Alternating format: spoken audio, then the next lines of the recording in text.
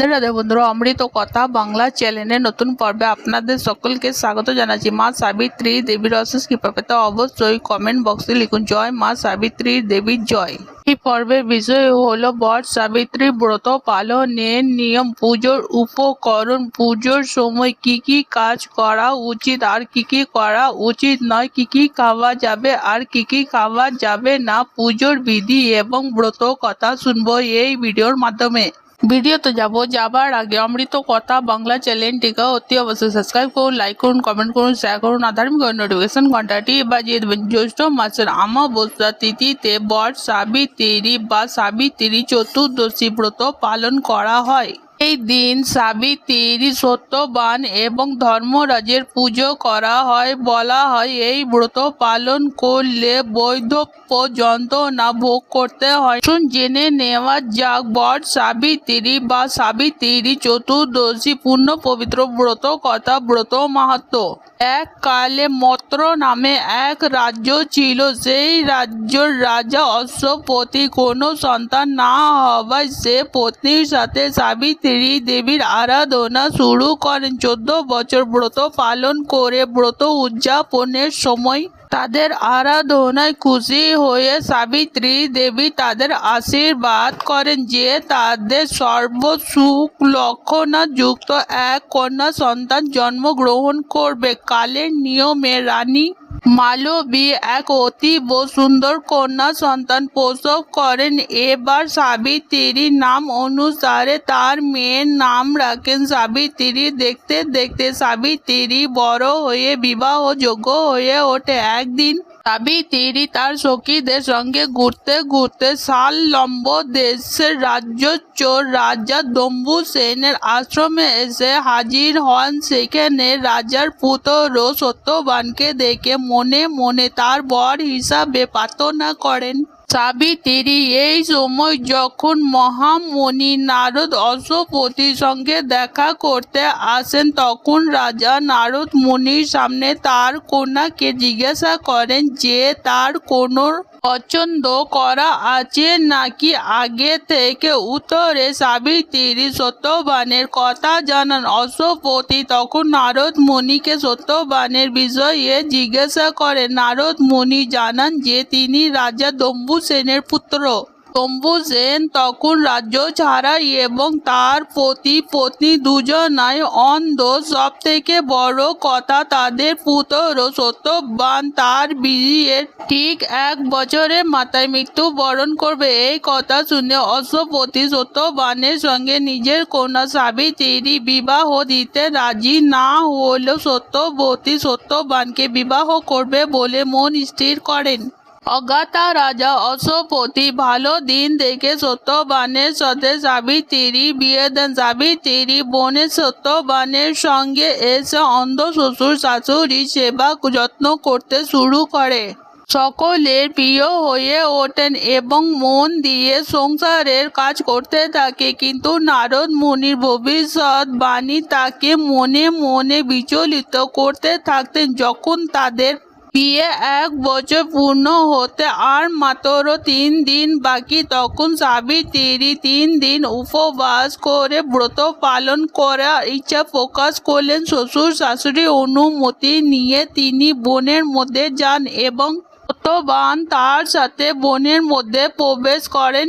এরপর সত্যবান ফল ও কাঠ সংগ্রহ করার জন্য বনের মধ্যে আরো গভীরে প্রবেশ করেন। তারপর সন্ধ্যা নামলে সত্যবান ক্লান্ত এবং মাথা ব্যথার কারণে অসুস্থ হয়ে সাবিত্রী কোলে মাথা রেখে ঘুমিয়ে পড়ে। দেখতে দেখতে তার দেহ থেকে প্রাণ বেরিয়ে যায়।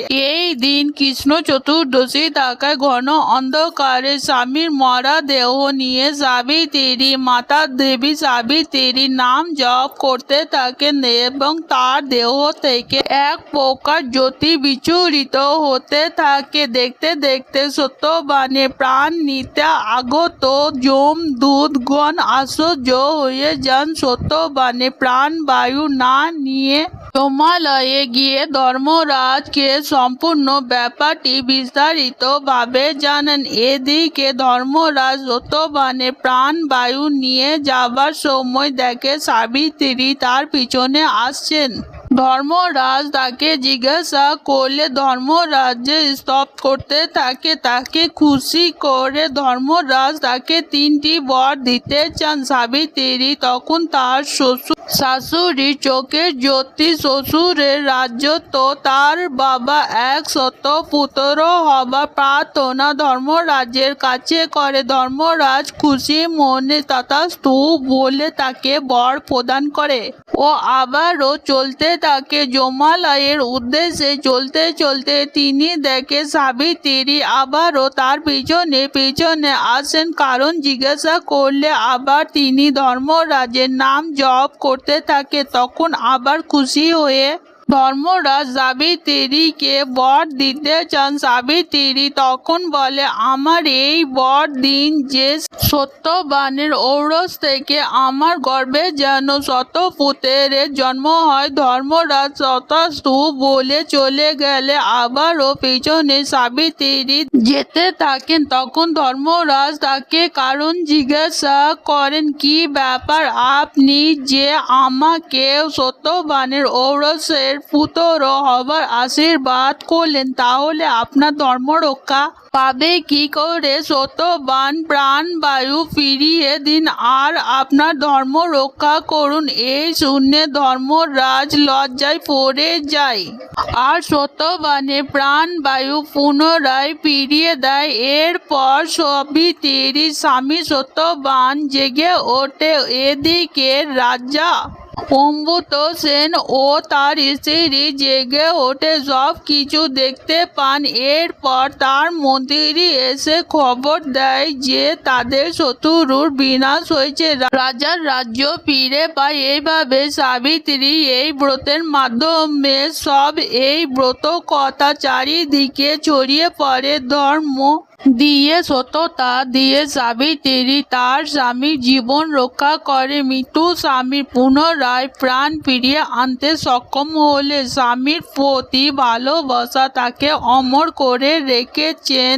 সতী নারী হিসাবে সাবিত্রীর ব্রত প্রত্যেক দম্পতিকে বার্তা দেয়, জীবনের যে কোনো পরিস্থিতিতে সঙ্গীর হাত ছেড়ে না যাওয়ার। একজন পতিব্রতা স্ত্রী তার স্বামীকে ধর্মরাজের কাছ থেকে ফিরিয়ে আনার ক্ষমতা ধারণ করে।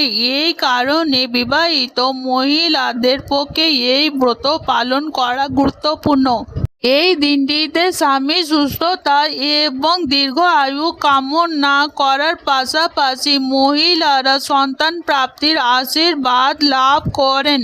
বট সাবিত্রীর পুজো উপকরণ কি কি জিনিস লাগবে? বট সাবিত্রী পুজো করার জন্য জল ভরা কলসি, কাঁচা সুতো, লাল সুতো, সিঁদুর, মিষ্টি, ফুল, ধূপকাঠি, বাঁশের ঝুড়ি, হাত পাখা অর্থাৎ তাল পাতার পাখা, ভেজানো চোলা ও দক্ষিণা। এই জিনিসগুলো লাগবে বট সাবিত্রীর দিন পুজো করার জন্য। যারা এই ব্রত রাখবেন তাদের চতুর্দশী দিনটিতে আমিষ জাতীয় খাদ্য থেকে দূরত্বতা বজায় রাখা উচিত। খাবারে পেঁয়াজ রসুন কোনোভাবে ব্যবহার করা যাবে না। পুজোর দিন মহিলারা ব্রহ্ম মুহূর্তে বা খুব ভোরে উঠে ঘর বাড়ি ভালো করে পরিষ্কার করুন। গঙ্গা জলে স্নানের পর ব্রত রাখা শুরু করুন। পরিষ্কার জামা কাপড় পরতে হবে। সবার আগে সূর্যদেবকে জল অর্পণ করতে হবে।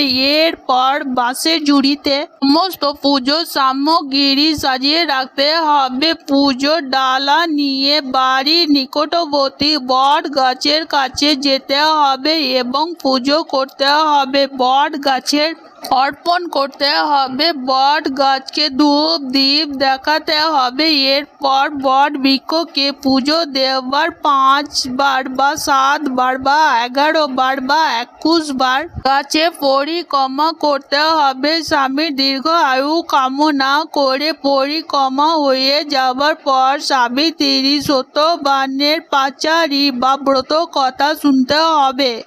বা পাঠ করতে হবে।